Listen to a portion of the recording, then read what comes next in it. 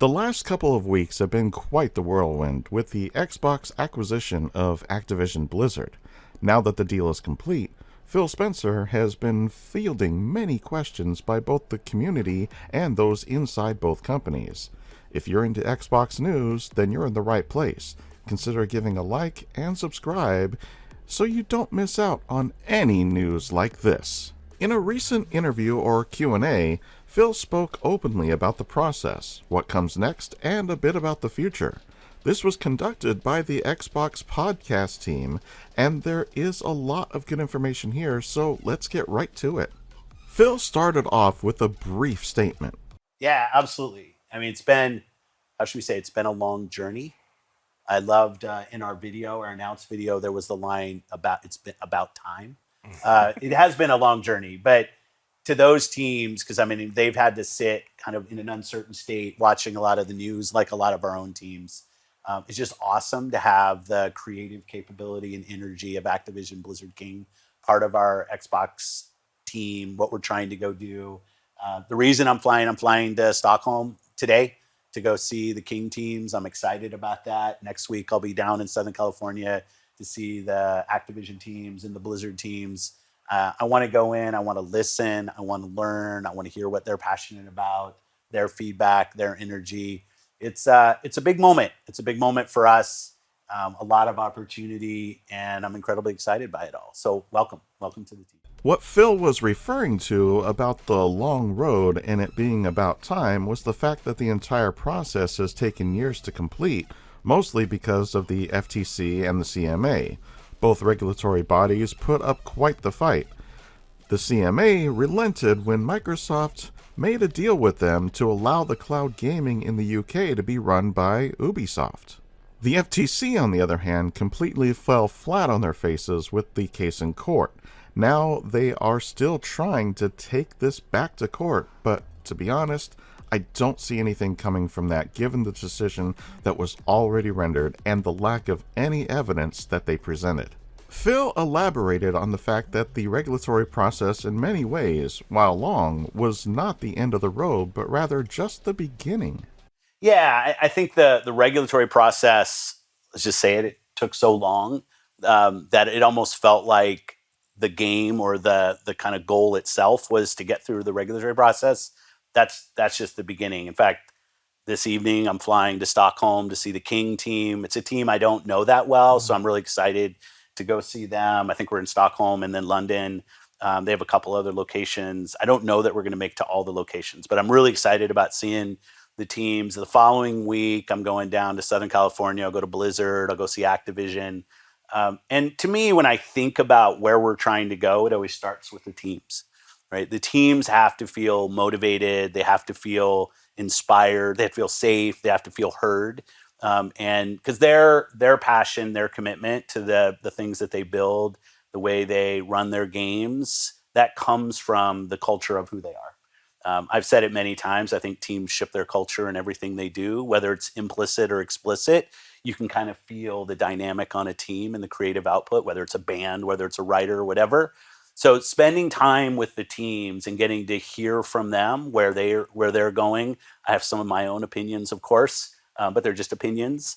This is getting time with the teams, thinking about where we're trying to go, then looking at the games and where we are and where the roadmap. That's really where the work is, and I'm very, very excited about that. So Phil is making the rounds and visiting as many of the studios as he can to hear from them and find out what they are passionate about and to let them know that he wants them to feel safe and heard.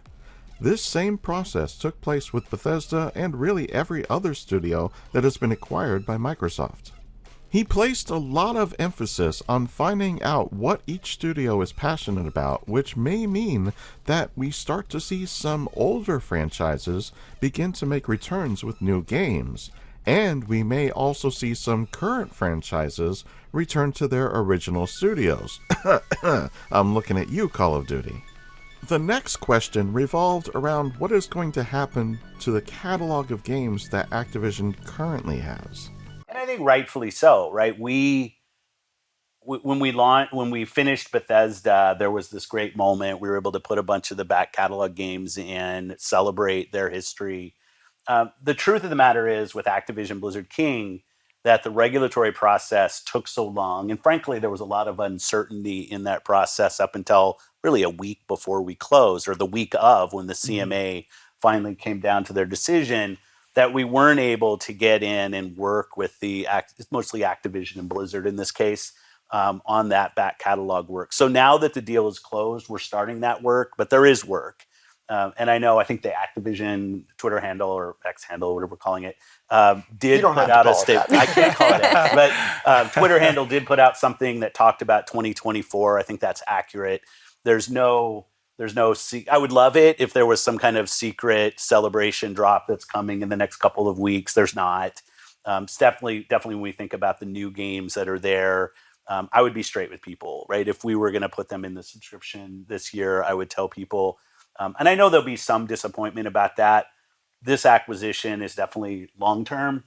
So the fact that we're not hitting day one with a bunch of games dropping in to Game Pass is a little bit of a downer, but I'm very excited about the future. And I just want to be straight with people that that's where we are. So because of the way this acquisition went down, Microsoft was not able to work with Activision in the same way they were able to work with Bethesda in getting the entire body of work into Game Pass. But it does appear as though it is a priority now that the deal is done. So, if I were a betting man, I would expect to see these games start to drop in around the holidays this year. The next question asked about Call of Duty and the questions fans have about what platforms it will be available on going forward. And when we say other platforms, I think we're talking about PlayStation. Yeah, I think that other one. Yeah. I mean, because I think the PC players, their PC is unique, and I want it to feel like it's part of the overall gaming platform that Xbox focuses on. We've been on that journey for a while with our first party and our Xbox app on PC. There's a lot of work for us to continue to do there. For Call of Duty players on PlayStation and in the future on Nintendo, I want you to feel 100% part of the community. I don't want you to feel like there's content you're missing out, there's skins you're missing out, there's timing that you're missing out on. That's not the goal. The goal is 100% parity across all platforms as much as we can for launching content. I say as much as we can on parity because clearly some platforms have resolution and frame rate differences just based on perf. But there's nothing else. We have no goal of somehow trying to use Call of Duty to get you to buy an Xbox console. So it is, I want the Call of Duty nation to feel supported across all platforms. We've been on the other side of some of those skins and times, even this beta, it wasn't on Xbox the first week. I don't think that helps the community. I don't think that helps the game. And so it's the focus. If you're a PlayStation player, you're a Nintendo player, PC player, or an Xbox console player, I want you to feel like 100% part of the Call of Duty nation. So he said pretty much exactly the same things that he's been saying since the entire deal began. That being that Call of Duty will be available on all platforms day and date. Basically, this will end the exclusivity for this franchise, meaning everyone who wants to play can play no matter the platform, and they will not have to wait while an exclusive time frame ticks down. Honestly, I don't really care for the exclusive nature of games. If I want to be able to play a certain game, I shouldn't have to choose whatever platform it is releasing on in order to play it. The one thing I will say is that when Xbox releases an exclusive, it will also be available on PC, so there is at least another platform already built in. The same can't be said of the other major players like PlayStation and Nintendo. The next question asked how Phil is going to approach the subject of what studio makes what game, and whether or not they will be bringing back some of the old franchises that have been long left without any new games to expand with. Yeah, the first thing, as I kind of mentioned before, is to go spend time with the teams. Because I just don't think that a team working on something that isn't their passion leads to the best result. So I might have my list of things from my memories in history that I want to see made again. Everybody will, right? When I just think about, not just about Activision Blizzard King, you add in Bethesda, you add in Xbox's history, Rare, the amount of franchises that we now have in our portfolio is it's kind of inspiring. It's daunting. I feel that we have to be a great custodian for the content that we touch. These are memories from people on different platforms, different decades. And I want to make sure that when we're going back and visiting something, that we do it with our complete ability, a motivated team that wants to go work on something and make a difference, not just create something for financial gain or create something for a PR announcement and not deliver on the product. So I'm going to start with the teams and what are they passionate about. That's why I'm excited to go on these visits. And then we'll look at it. Like I think we've done an okay job as Xbox. I don't think we've done kind of an A+ job on looking at our franchises and revisiting them.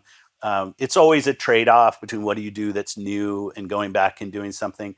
I do think with Game Pass, we have the ability to maybe pick a couple franchises every year and almost do like a revisited. I just made up that term, so it's not a brand. It's not on a box. It's not on a box, but you know, I tease about things like Hexen just because I remember playing it as a kid. I have no plan for that, but I do think when you look across all of the franchises and are part of our teams, there's an opportunity for us to go back, even if it's just to recognize the moment and what those things meant in gaming's history and do something right with it, make it available to people through Game Pass.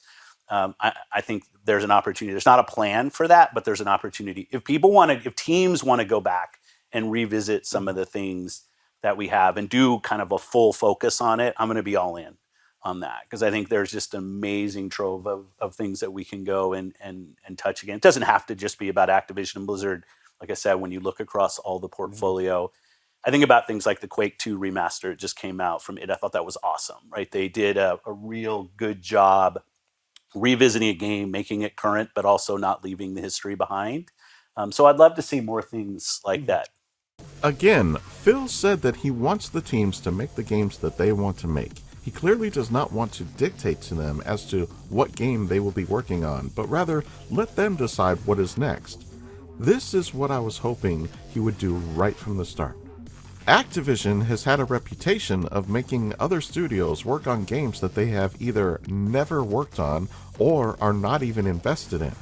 Games like Call of Duty come to mind. This is a problem in the industry. The parent company only looks at the sales and what franchise or game will get them more. And then they tell the studio to make said game, even if they are not interested in doing so at all. Based on what Phil is saying, he intends to do things different, and this pleases me and should please the overall community as well. The next question asked what games Phil would like people to discover for the first time or rediscover, i.e. remake or remaster. I hadn't really thought about that question.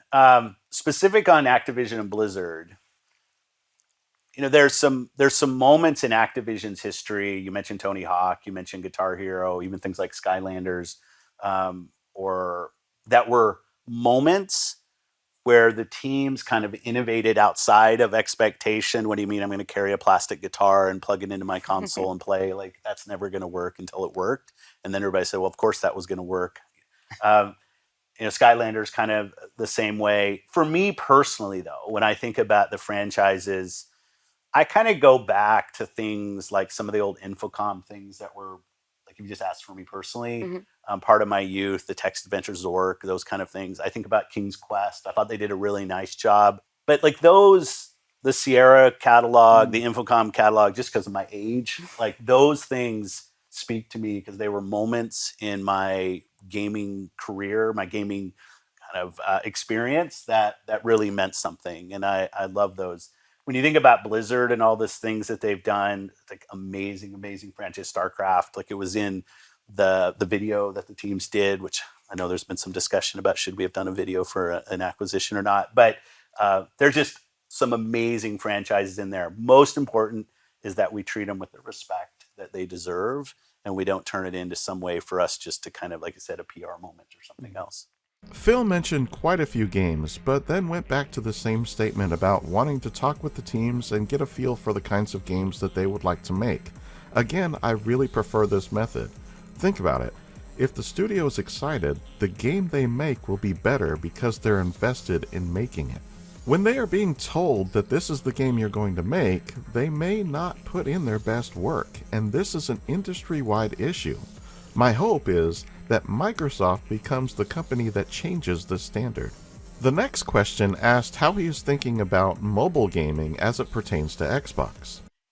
My goal as head of Xbox is, I've been here over 20 years. I want Xbox to be a great brand, a great community for people over the next decades to come. So when I've thought about that, of what do we need to have in our portfolio and our capabilities as a team to ensure 30 years from now, Xbox is bigger and stronger than it is today, we've got to be relevant on mobile. There's just no way to really plot the future without being on the platform that most of the planet plays on. The games are different, the business models are different, the whole dynamic of how you distribute, how you find games is different. So when I was looking at that, I needed to find a team that's had amazing success for us to learn from. So literally, Amy Hood, who's the CFO of Microsoft, and I went through a list of who are the most accomplished publishers in the mobile space. And most people wouldn't have expected, I didn't, that Activision would have been as high with the King work, as well as the Call of Duty mobile work, Warzone stuff that they've been doing, Diablo Immortal. And so I want to go learn from those teams because I think it's critical for us to deliver on the full promise of over 2 billion people playing, the opportunity to reach more of 3 billion people playing video games, to reach more and more people, that people who only play on their phone find Xbox to be something that's interesting for them. It doesn't mean I want to turn all of our franchises into mobile franchises. It doesn't mean everything's going to go free to play. I think the distribution and business model kind of diversity that we have is a strength of the platform. People who want to buy games, I love that. People who want to subscribe to their games, it's great. Free to play games are great as well. But I'm really looking forward to learning on mobile because it's the truth of the matter is if you're going to continue to be relevant in gaming at a global scale, you're going to have to find a way to be relevant on the largest platform, which is mobile. So looking forward to flying and seeing King and talking to them and learning. So not a lot here, but he does want to learn about that side of the business. And who better than King to lead the charge, so to speak? The next question asked how hands-on Phil will be with Activision. Yeah, and some people here know that I'm a big consumer of what we do. I play a lot of games. I have opinions. They're not always right. They're definitely not always right. But I've already started asking questions and giving my point of view. I'm not one that says, thou must, like we have to go do this. But asking questions both to learn and to see what we're thinking about and where the ambition is. But I rely on the teams. I get the title. I get to come on cool podcasts and talk too much. But the work that happens here is really down to the individuals on the team. From people who are on camera 5 times in the last 5 weeks as opposed to 1 time in the last 5 weeks, the people you can't see that are behind the scenes that make sure these shows happen, the people who are the community managers for the games at places like Minecraft, places like the Forza team, and all, it is the most important thing I can do is empower the teams. An empowered and motivated team that feels like they have kind of agency and ability to drive their own vision with a perspective that maybe I can help. That is if there's anything I can do in my role, it's empower the teams and make them feel safe, make them feel like failure's okay. Let's go learn. And then I get out of the way because it's decisions that come from this head are not going to be the future of this business. It's really going to be about the now tens of thousands of people that work on Xbox and what they see and listening to our customers. It's why I like moments like Minecraft Live, HCS. I got to speak with so many people at Halo last night. I'm going to events, listening online, playing on Xbox Live P3 and listening to the feedback that people have. Because I want everybody who's part of Xbox, whether you're a customer or you're part of the team, to feel like you have an ability to craft where we're going, as much as I do, frankly. He keeps hammering this point home. He wants the teams to be able to do the things that they love, and his role is to guide them, to help them to be the success that they can be, while still making the games that they want to make. The next question asked, now that Activision teams are reporting to Phil, what does that mean, and how will they be working together with the Microsoft family? Yeah, we're a big team, especially when we think about greater Microsoft, right? It can, for teams coming in, I think sometimes it can be overwhelming.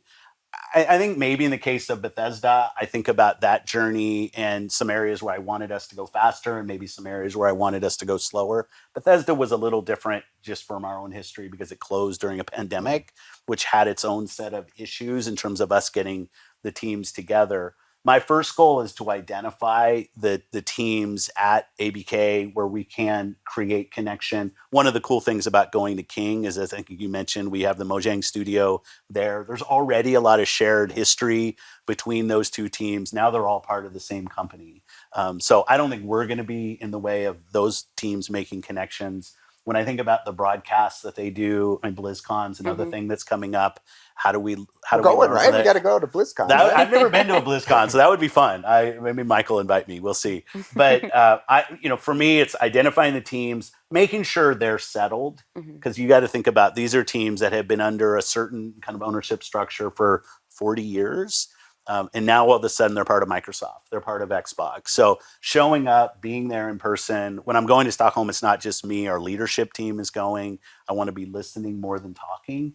And then finding those opportunities. I'll say my inbox is already full from a lot of people at Activision, Blizzard, and King who want to make those connections, who want to both have a voice in what we do, but also listen and from how we do things. So I think the opportunity is going to be there. It's going to be making the connections between our leaders and making sure we all go in with a learning mentality. Not that we know what's right, but let's listen and learn, because they do a ton of things very, very well. Again, beating that drum. Phil has made it very clear what his intentions are, and I think the teams within Activision are in good hands. The next question asked, what is getting Phil excited now as he was when he first took over the Xbox brand? It's funny. I think there were a lot of cartoons written from when Larry and I did that of me saying games, games, games. I think dropping some mic. I don't actually think I said that, but the sentiment was nice. I've always thought that having a strong creative organization was going to be critical to our path forward. I don't see how we build a platform without the voices of our creative leaders right there, and here's what they want out of a platform. And when I think about now the breadth of just players that we have, creators from Candy Crush to Hearthstone to Starfield, to Minecraft, to State of Decay 3, right? You have like a breadth of creations that want to come out on our platform and other platforms. And what can we do to enable that? I am more excited about being here than I've ever been with the opportunity ahead. I mean, it's interesting. One of the members of our community who's awesome, his name's Clobril, and he's very good at building graphics. He built that like 2017 to now. I kind of looked at it and I was almost daunted by the change. And people want to go on Twitter and find him. He's an awesome member of the Xbox community and creates great graphics. But the growth in our creative capability was something that I thought was important from the beginning. Certain people would get upset that it wasn't going fast enough. Our first acquisition was Minecraft, and then we went through and went Double Fine and Undead and the list of a bunch of Playground, add Ninja. I'm going to miss some, but like we added a bunch of teams, and then Bethesda, and now Activision Blizzard King. I'm just incredibly excited. I'd be remiss if I didn't say a little intimidated. I see a lot of people who claim I've been trained for this job. I think you all know that there's no training I go through, right? I'm always learning every day, both on the PR side and from the leadership side. So it's maybe when I thought about starting my career, I never thought this is where I would be. But when I talk to the teams and I hear from the individuals who want to be part of this, and the opportunity that we have ahead of us, that's the part that just gets me up every morning, 5:00 this morning, ready to do this, ready to go to Stockholm today, ready to sit with teams. I love playing games. I love creating games, and what an amazing opportunity for us. Phil loves his job, and because he is in a position to be able to allow each studio to make the games that they want to make, it really does create a work environment that is exciting to be part of. The final question asked what games Phil is playing. So I have my ROG. I'm going to be playing some Starfield, of course. I'm really enjoying that. Speaking of Starfield, I know we have just more big news. Yeah, just this morning. It's good news. It's for a friend of mine who I've known for a long time, Pete Hines at Bethesda. Has decided he's going to start the next journey of his life. He's got a lot of things that he wants to go do. He's been such an incredible leader for us at Bethesda for so long, but also has earned this, right? He went through the acquisition. He went through building Bethesda, through the acquisition, helped us get through an amazing launch of Starfield, and I'm happy for him. I'm kind of proud of him that he's taking the opportunity to think about what's next. But he's announced his retirement's coming in November, I think is what he said. But it's nothing but great things to say about Pete and his contribution more than anything to this industry, to obviously Bethesda, to the Xbox in the time that we've worked together, and to me in just the feedback he's given me over the years, even before he was here, about things that he sees and opportunities. So nothing but great things to say about Pete. Congrats, my friend. Cool. And so you'll be playing Starfield on the way. Sorry. Starfield Sea of Stars is a game I really like. Yeah. That may end up on some Game of the Year list. It should. Sea of Stars is fantastic. I've been playing Forza Motorsport. I'm probably, truth be told, more of a Motorsport player than a Horizon player, if you go back kind of over the history of it. I'm still working on Brotato. For people who have not played the Brotato, it's a great Steam game. People should go try it. It's awesome on my ROG. But you're right, I've got 12 hours. In Starfield, we've done a few playthroughs before we launched. In this playthrough, I'm at the NASA facility on Earth, so I'm feeling good. So we'll see. We'll see how much I get pulled back and forth. Another one, Liza P. Neo is the team. Did an amazing job when you think about, hey, we're going to go in a genre that has such a high bar in terms of what people expect from combat, from feedback. I love the setting of kind of a gritty Pinocchio setting. Yeah. Great addition to Game Pass, but I'm not here to be an ad for Game Pass.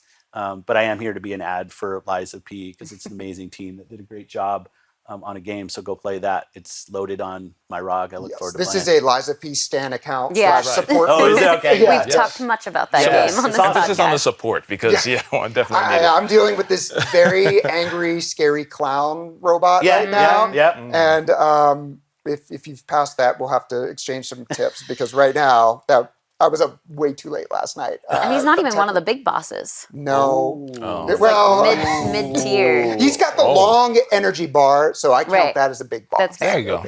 Yes. So you're past this point.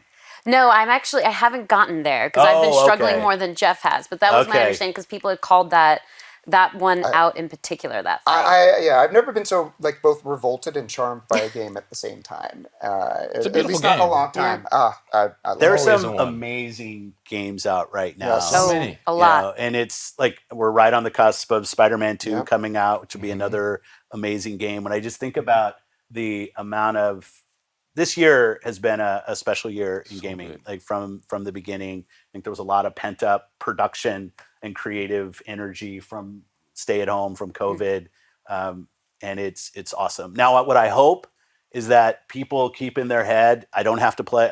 I can play a game that didn't launch in the last 2 weeks. So you can go, if you miss a game right now, you can, in January, February, whenever, you can go back and revisit, because these games deserve to be played. And there's just an amazing amount of great games out right now. Baldur's Gate 3, another fantastic game that's out. So anyway, it's a fun time to be playing right now. Obviously, Phil is playing several games with a wide range of style. Phil also touched on the fact that Pete Hines has retired from Bethesda. Pete will be sorely missed, as he has been a steadfast part of the team at Bethesda. It was nice to hear Phil touch on that bit of news.